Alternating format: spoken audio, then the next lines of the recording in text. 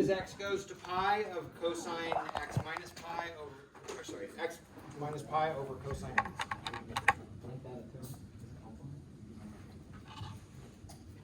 Is that pi? That's pi. Yeah. Oh.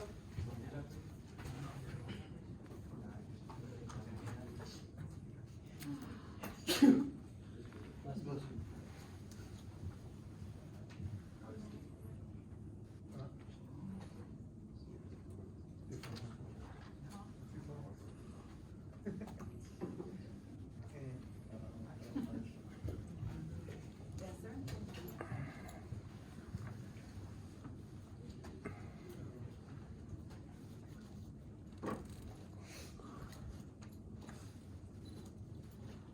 So what is the exam on Wednesday you're gonna give us? What is it on? Everything since 3.9 Okay, and then 4? and chapter 4, yeah. Okay.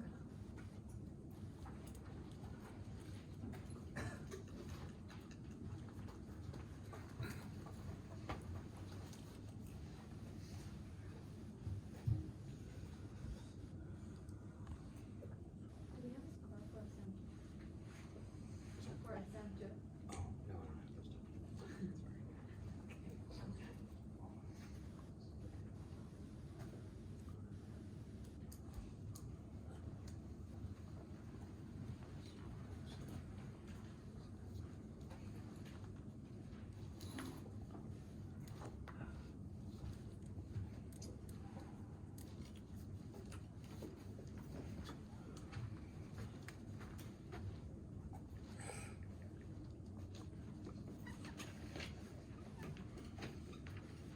Okay, so we apply L'Hopital's rule. What's the derivative of the top? Hold your question for a second. I know what your question is. Hold it for a second. What's the derivative of the top? 1. Okay. What's the derivative of the bottom? Negative sin. Okay. And now we plug in pi. We get 1 over negative sine pi, which is 1 over negative 0. And so this is infinity. That's the wrong answer. That's the wrong answer. Why is that the wrong answer? Because you plugged in L'Hopital's rule system. Is that what you're That. Yeah, so what should we have done first? We should have plugged in the value. I ignored that warning and just immediately went to L'Hopital's rule. This is not correct. That is not the correct answer for this problem. If we plug in pi into this to begin with, we get pi minus pi over cosine pi. On top we get 0. What is cosine pi? -1. Is negative 1. And so what's our answer here? 0. Okay, so all of this is wrong. And if you don't do this step of plugging in the value first, you would never know that this is wrong. So be really, really careful of that. Is everybody okay with that? Okay. It's very easy and very tempting to just immediately jump into L'Hopital's rule for any limit, especially when we're really focused on L'Hopital's rule in this section. In later classes, when we take limits, you probably will forget about L'Hopital's rule a little bit and go back to thinking, oh, always plug it in, see what I get, because most of the time that works for most limits. But it's really easy to get caught up and see a limit, automatically jump to L'Hopital's rule. So be careful not to fall into that trap. All right, so let's do another one. So what happens then? Do we never get into the L'Hopital's rule? And this one never needs L'Hopital's rule, because it never is. The L'Hopital's rule only applies if we see 0 over 0 or infinity over infinity. Since we never got one of those, we don't ever use L'Hopital's rule for that problem.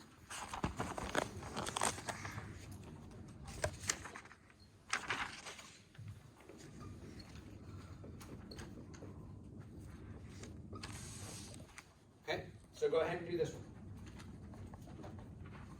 We're gonna run into a little bit of a problem on this one.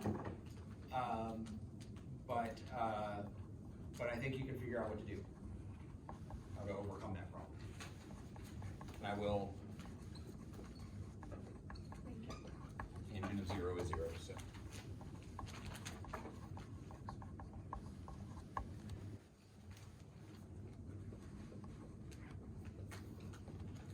Later on in the problem, you'll see this. Zero is 1. So the answer going to show up at some point.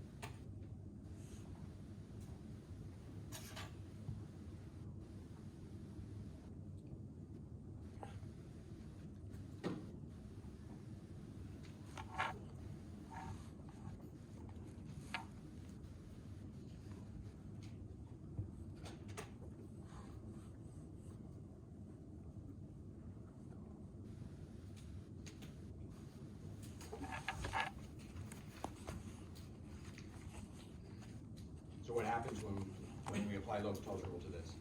Wind up with 0. You wind up with 0 over 0 again, then what do you think we do? Just do L'Hopital's rule again. And anytime, notice, if we keep applying L'Hopital's rule over and over and over again, if we keep taking derivatives of this denominator, what's eventually going to happen? Eventually, it'll get down to the x will go away. It'll get down to a constant at some point, and then it'll no longer be 0. And then we stop that cycle of L'Hopital's rule. So anytime you have a polynomial, eventually the L'Hopital's rule will reach a point where it stops. So with this one, because it's degree 2, this is actually going to take 2 L'Hopital's rule for it to get to that point. If it was degree 7, then we'd have to do L'Hopital's rule 7 times on it. Assuming that the top also kept giving us. Yeah. So go ahead and do the L'Hopital's rule on this one twice, and then we should be able to evaluate the limit at that point.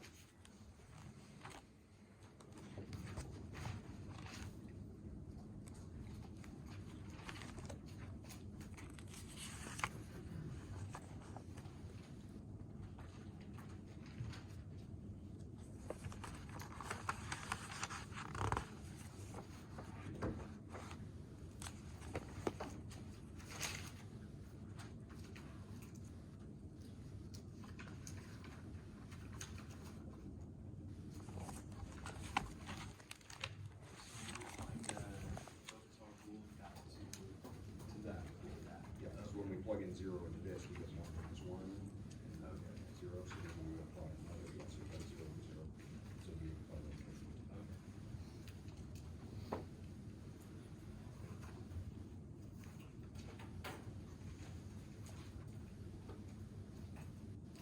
What section was it when we did the derivatives of the 10 and secant and all that? Was it 3.3.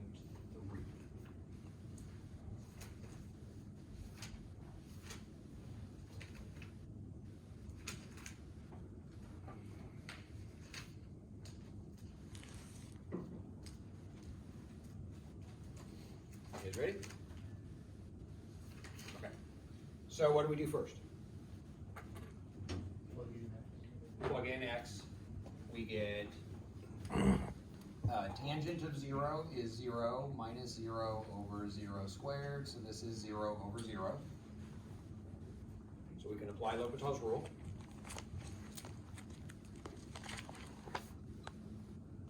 And so derivative of tangent x,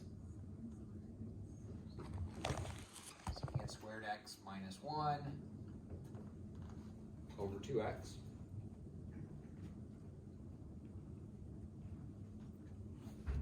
And now what happens when we plug in 0?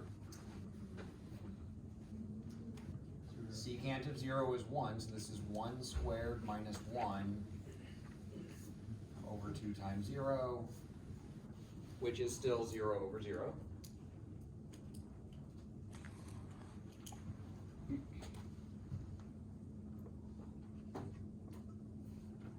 So we're going to apply another L'Hopital's rule. What's the derivative of secant squared? How do we take the derivative of that? We could do a product rule of secant x times secant x, and do a product rule, but we can also do this with the chain rule. So think of it as secant x squared. How do we take the derivative of that? Product. We could do the product rule, but this one has an inside function. What do we do there? Put the 2 up front and then multiply by derivative. 2 out front, secant x to the first times the derivative of secant x, which is secant x tangent. So this is going to be 2 secant squared x tangent x all over 2.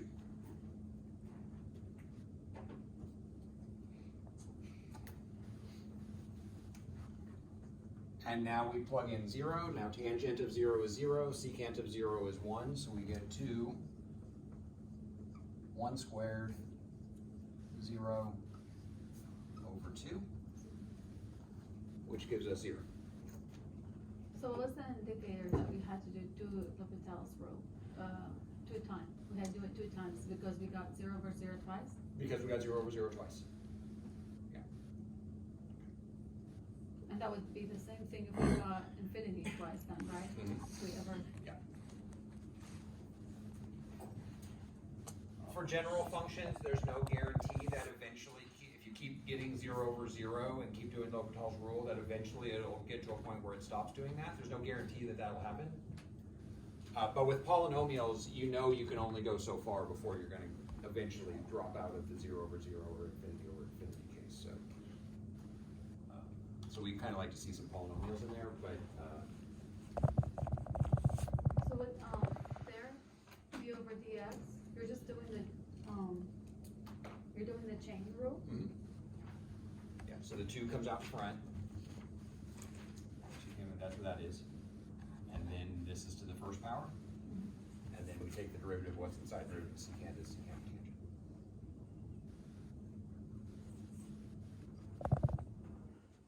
Okay. Any questions? Okay, so that is the first 2 indeterminate forms, and those are the only 2 indeterminate forms that we can actually apply L'Hopital's rule to. We will have some more indeterminate forms, but for those, we're going to have to do a little bit of algebra before we can apply L'Hopital's rule, because it has to be in this form for L'Hopital's rule to apply. Okay? And so these are the only ones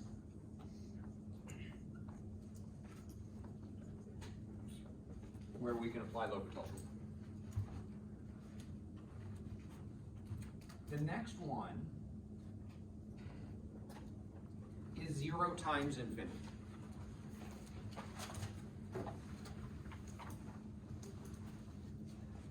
When we have 0 times infinity, it may look like the answer there is 0, right? 0 times anything is 0.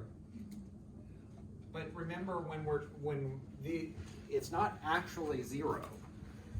We're taking limits when we're referencing this, we never actually get to 0 itself. We just get to a really, really close to it.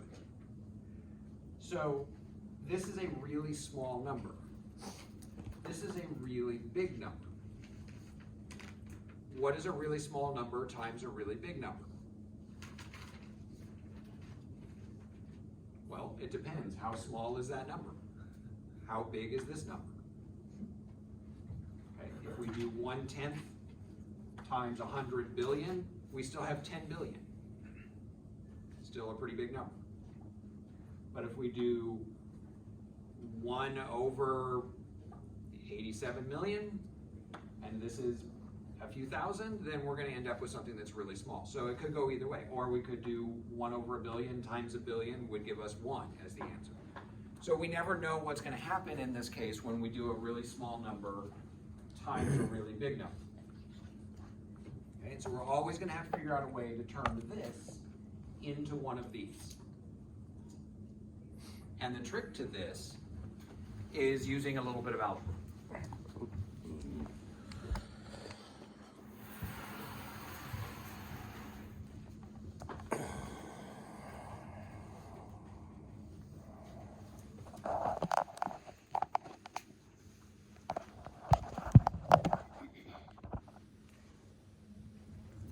So if we have f of x times g of x,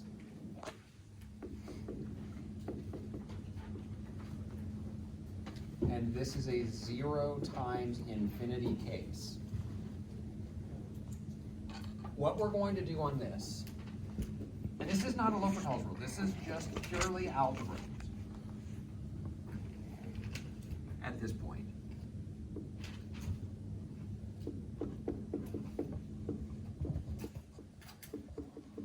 Is we're just going to force this to be a fraction. We're going to move one of them down into the denominator.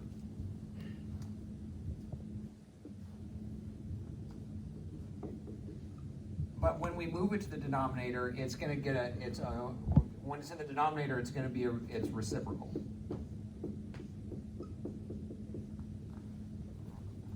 What do you mean by reciprocal? Reciprocal means it's 1 over itself. So it becomes negative? No, it doesn't become negative, it's just 1 over itself. Yeah. So it can be either one of those? Yeah, so when we have 0 times infinity, sometimes the 0 gets moved to the bottom, sometimes the infinity gets moved to the bottom. Either way it works. And well, either way is valid, but one way tends to work well, the other way tends to make things worse. Okay, so we have to decide which one is going to be the better choice. Now I will give you a way to remember that most of the time this suggestion works. It's not 100%, but most of the time it does. So we have different types of functions that we work with. L is for log functions. I is for inverse trig. We're probably not going to see hardly any of these in this class, but you might see them later. A is for algebraic, which includes all the polynomials, and those are the most common, so those go right in the middle. What do you think the T stands for?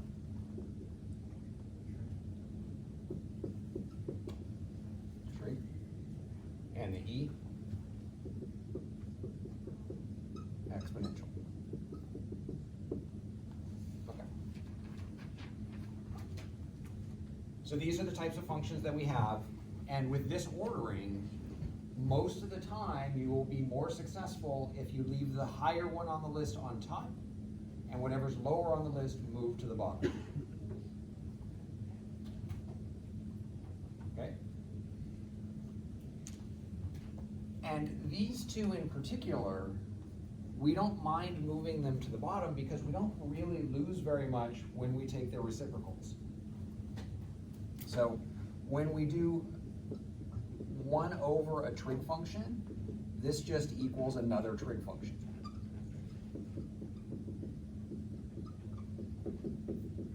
So if we do 1 over sine, we can just switch that to cosecant and we lose the fraction, which is, we don't really like the fraction on the bottom. But if it's a trig function that moves down there, we can always just rewrite it as another trig, as a different trig function. And 1 over e to the x is just e to the negative x. And so these two, the reason why they don't have a problem moving down to the bottom very much is because we have a way to deal with the fraction that develops. We're gonna end up with a fraction inside of our fraction. And we need a way to deal with that. And for these two, we have an easy way to deal with that. For log and inverse trig, not only do we not have a way to deal with it, we also make things worse by, a lot worse by putting in fractions. So we don't want to ever move those down to the bottom, hardly ever move those down to the bottom. Okay, so let's look at an example here.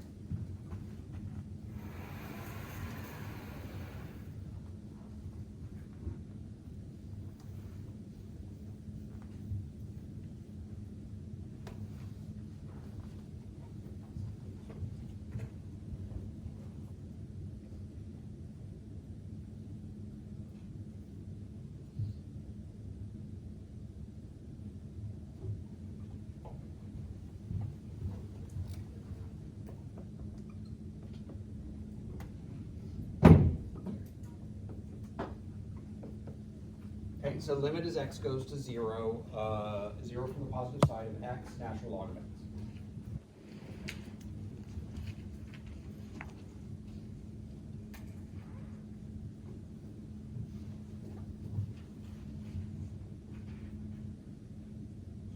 Okay, what happens if we try to plug in 0 here?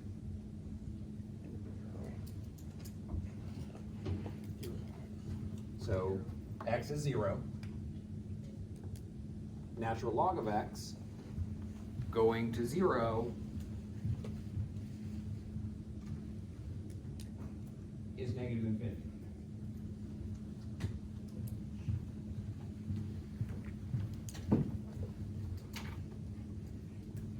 Okay, so this is a 0 times infinity case. Which means we're going to have to move one of them into the denominator.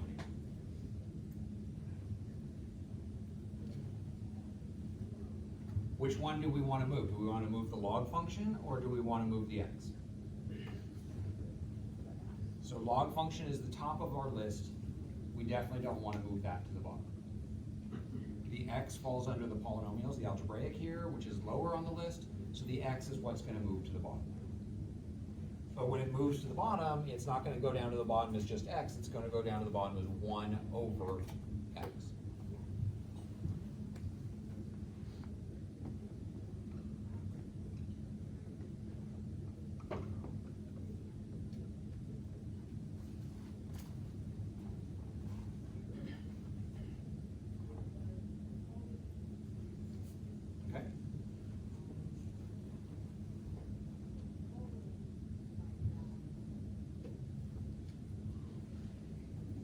Now what happens when we try to plug in 0?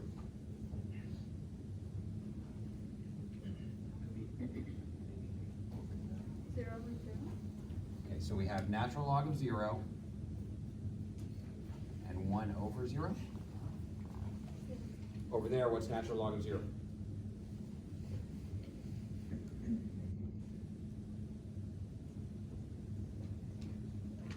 The limit as x goes to 0 of natural log of x. Negative infinity. That's negative infinity. And what is 1 over 0?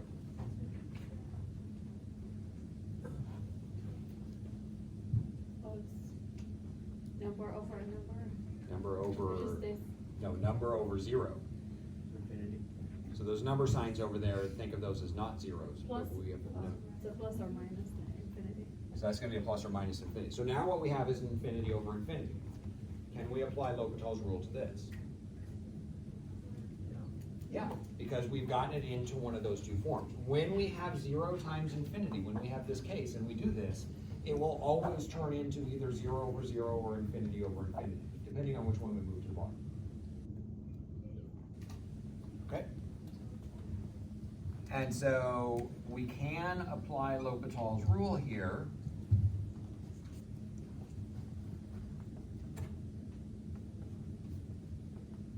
What's the derivative of natural log of x?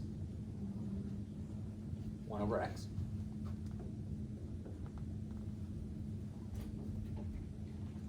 Now here what we have is 1 over x, but that's the same as x to the negative 1. What's the derivative of x to the negative 1? 1 over x? So what do we do with the exponent when we take the derivative? So if we had x to the 7th, what would, so right? X to the negative. So it's going to be negative 1 x to the negative 2.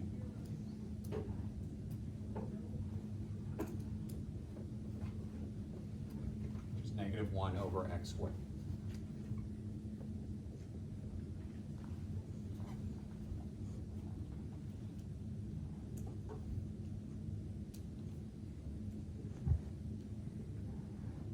Okay.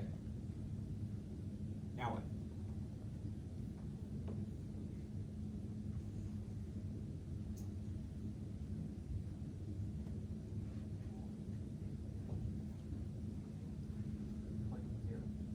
Now, if we plug in 0, but if we plug in 0, we're going to get 1 over 0, which is 1 over 0. What is that? Number over 0? That's going to be a plus or minus infinity there. When we plug in 0 here, we're going to get 1 over 0. Also a plus or minus infinity. We would have another infinity over infinity case, which would suggest doing another L'Hopital's rule.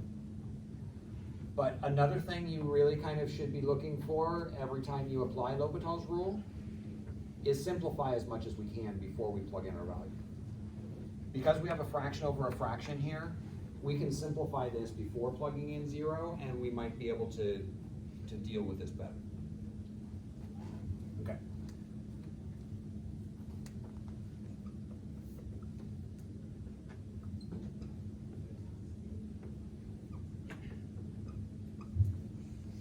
And so when we multiply, when we divide a fraction divided by a fraction, we can switch it up to multiplication by the reciprocal.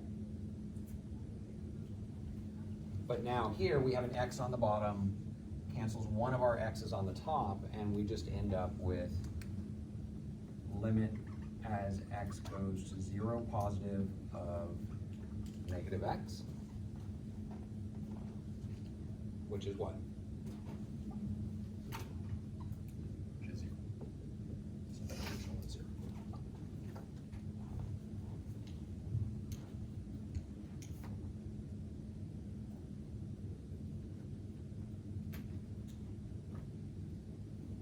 Okay.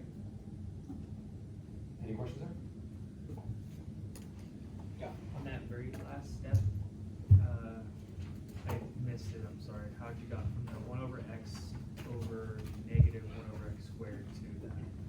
So this is just a property of fractions.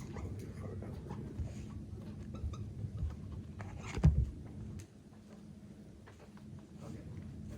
I'll just write that down right there. Why are you switching the D and C?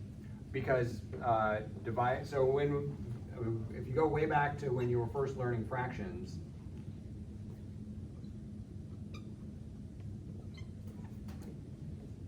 dividing fractions is the same as multiplying by the reciprocal.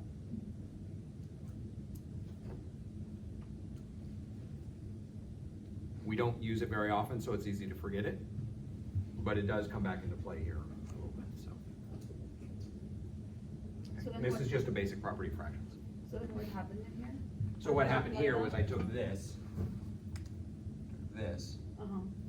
and flipped it upside down and changed it to multiplication. Instead of 1 over x squared, now it's x squared over 1. Instead of c over d, Yeah. now it's d over c. Yeah.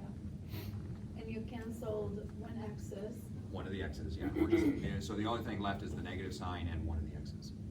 So then you plugged in 0.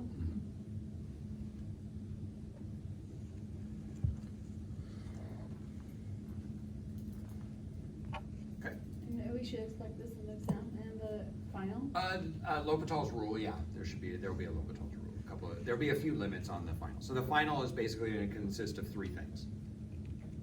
A few limits, a few derivatives, a few integrals. Integrals are what we're doing in chapter 5. That's the final, that'll be the whole final. There's not gonna be a lot on the final, it's just, if you can do those three things, you can be successful in Math 280.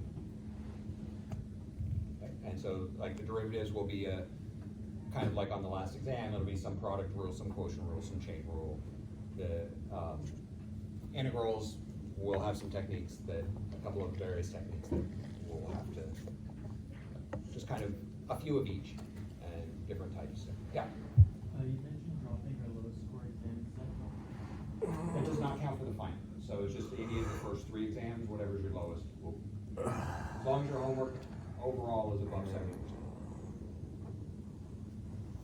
Okay. And then for the limit problems, some of them will be ones that you can factor and cancel to do. Others will be ones that you'll need L'Hopital's rule to do. Okay. You can always apply L'Hopital's rule even on the stuff we did back in chapter 2 if you really want to, and that's fine if you do it that way too. Okay. Any questions about this? So let's do another example.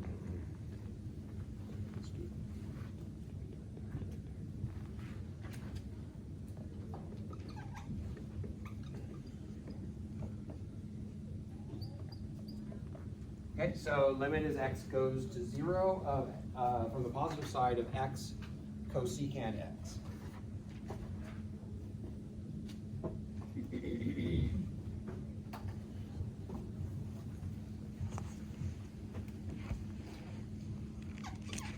A couple of things that are going to help us with this problem. One is that cosecant x is the same as 1 over sine x.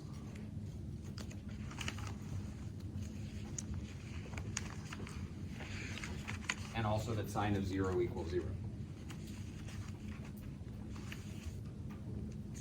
What is the top for? What is this for? Yeah. We're going to need that during the problem. So we don't know very much.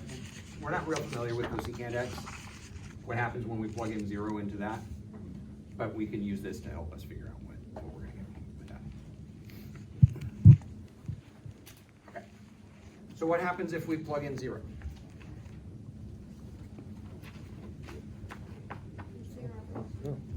Okay, so that's 0. What happens if we plug in 0 into cosecant? Infinity. So that's going to be the same as 1 over sine x. If we plug in 0 there, that's going to be 1 over sine of 0, which is 1 over 0, which is infinity.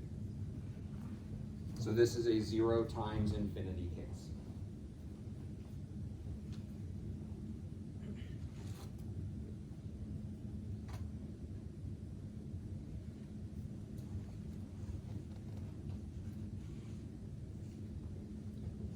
Okay, we have a 0 times infinity case. We need to move one of them into the denominator. Which one do we want to move into the denominator?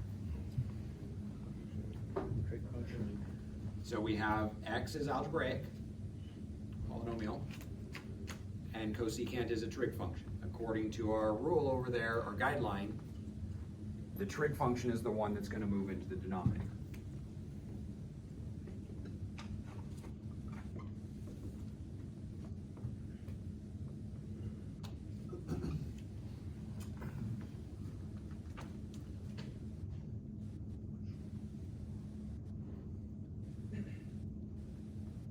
Okay?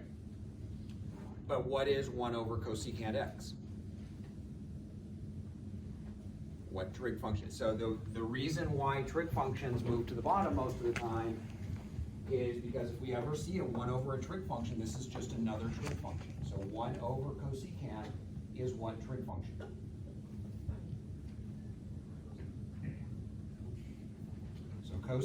So cosecant is 1 over sine, which means 1 over cosecant is just sine. So 1 over, this is another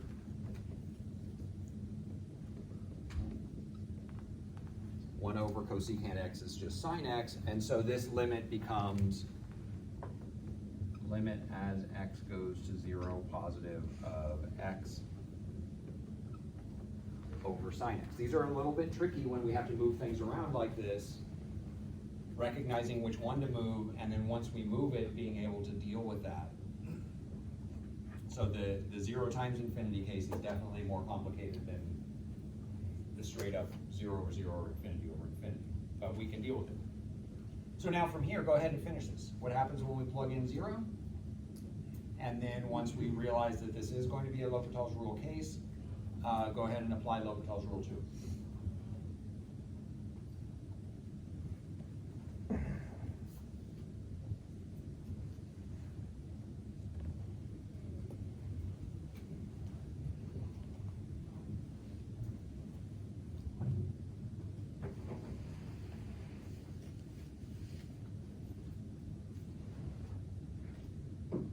Where's the sine times 0 coming from, and what do I with it? Sine of 0, we're plugging in 0 into this. So just sine of 0. The second part, sine times 0. Here? Yeah. That's sine of 0. Plugging 0 into sine gives us 0 as an answer, not multiplying. And that's coming from, No, that's just a general property of sine. So sine of pi over 2 is 1, sine of pi is 0, sine of 0 is 0.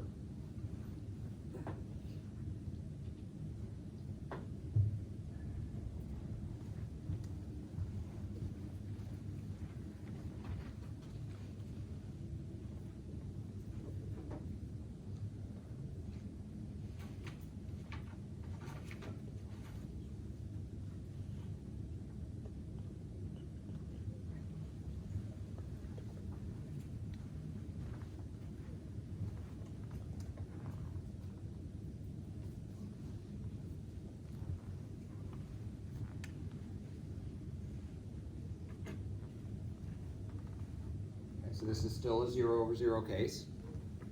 Well, it became a 0 over 0 case. It started out as 0 times infinity. Now it's 0 over 0.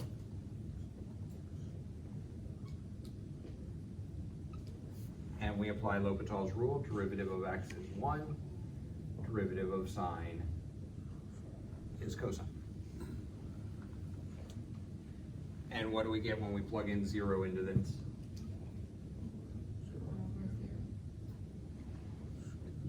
1 of cosine 0. Cosine 0 is what? 1. Cosine of 0 is 1. And so we get 1.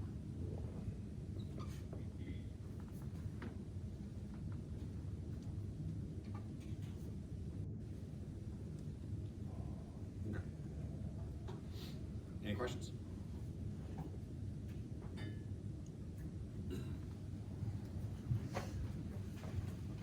Okay, so those are the 3 indeterminate cases that you're going to see in the homework and may show up on an exam. And the reason why those 3 in particular is because in later classes when you have to apply L'Hopital's rule, those are the 3 cases that you'll see coming up. There are other indeterminate forms, and I'll talk about them very briefly and show you how to do them. But it's not going to be in the homework, it's not going to be on the exam, so I'm not going to spend a lot of time on them. But the next case is infinity minus infinity. And so what we have here is a really large number minus a really large number. And that could be anything depending on which of these is, maybe one of them is really, really large, the other one's just kind of large. So if we had $1 billion and we spent $1 million, we still have $999 million. But if we have $1 million and we spend $1 billion, then we're $99 million in debt. Okay, so subtracting 2 very large numbers could result in pretty much anything, just like the rest of these cases. Okay. And an example that we might do here is do something like limit as x goes to pi over 2 from the minus side, tangent x minus secant x.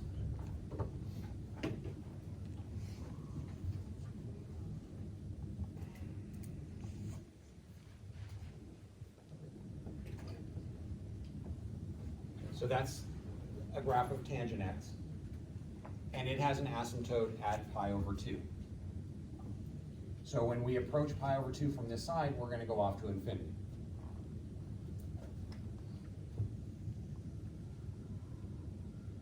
But secant x also has an asymptote there as well, and so this is going to be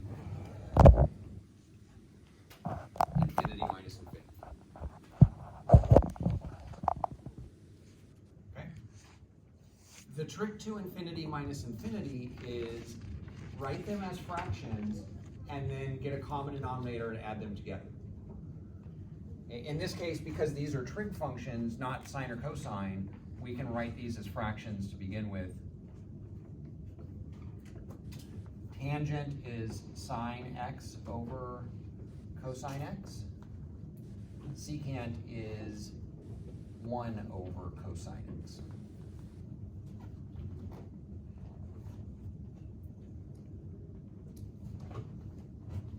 And now, because they have a common denominator, we can combine those into a single fraction.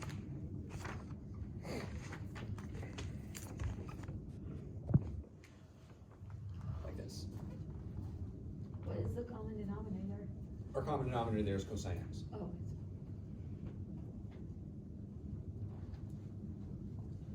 Okay. Is everybody okay with what we did there? And usually what happens is this infinity minus infinity becomes either 0 over 0 or infinity over infinity. So usually this form will turn into one of the two forms that we want when we just combine them by getting a common denominator. Okay. Sometimes when we do this, it doesn't actually turn into any of these forms. Sometimes it'll turn into one of these forms. So there's no guarantee which one you're going to get. Usually it'll end up being one of these two cases, but sometimes you'll end up with that. And so you don't even need to apply L'Hopital's rule at all. So be careful after doing this. We always want to go back and check. What happens if we plug in pi over 2 here?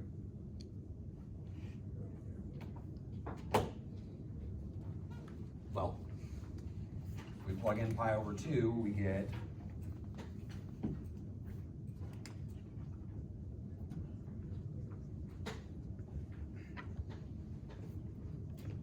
sine of pi over 2 minus 1 over cosine of pi over 2, which is just 1 minus 1 over 0, and so this is a 0 over 0 case. So what would we do from here? L'Hopital's rule. Just apply L'Hopital's rule. So go ahead and do that. Apply L'Hopital's rule and then plug in pi over 2.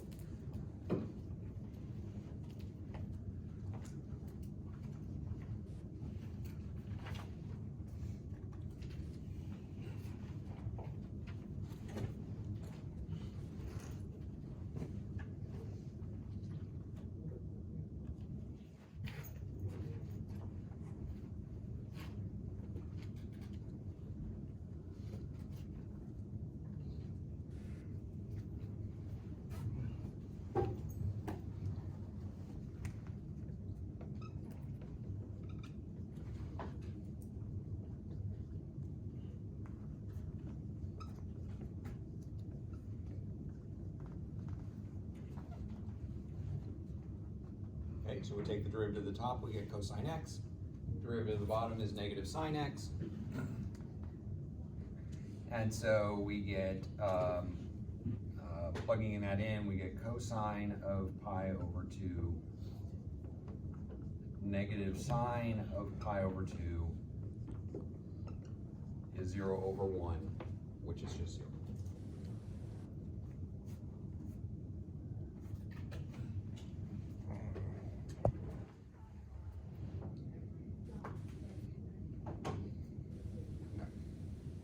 Any questions here? Okay, so that's the infinity minus infinity case. I'm not saying it never shows up, but it's not something that shows up commonly. The first three are more likely to show up, and definitely in Calc 2 we see some of these limits a few times during the semester. So okay, so those are the ones that we have so far, and then there's three more, and these are the exponent ones. I don't remember what these are. So these are 1 to the infinity, infinity to the 0, and 0 to the 0.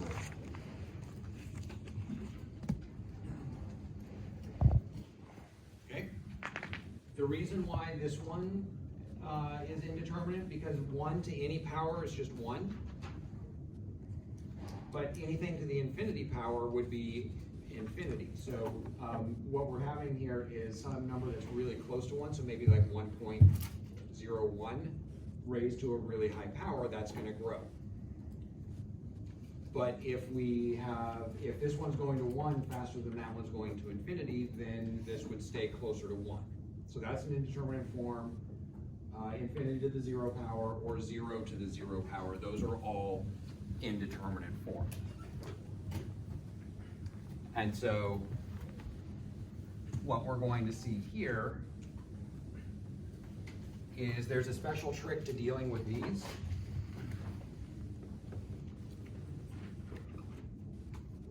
And is that gonna be on homework and exam? These are not going to be on homework or exams. So when we have something like this, now if we try to plug in 0 there, we see that we get 0 to the 0 power. And that's one of the forms that we have over there. The trick to these, if we set this equal to y, what we're going to do is we're going to take the log of both sides.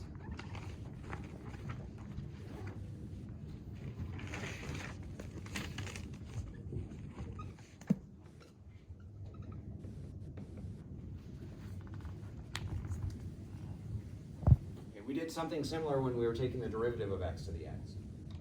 We took the log of both sides and did it implicitly. Here what we're going to do is we're going to take the log of both sides, but then what that allows us to do is take that x and move it out in front.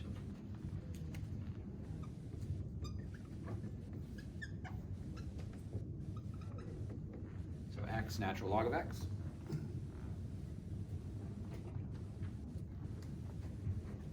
But now what we have is a 0 times infinity case. And so what we've done is we've taken this case, so this case we moved it up to here. It turns out that all three of these will always end up here when you take that exponent and move it in front of the log. And then once it's here, now we have to get it into one of these cases, but we've already done this limit. So go back through your notes. What was the limit as x went to 0 of x natural log of x?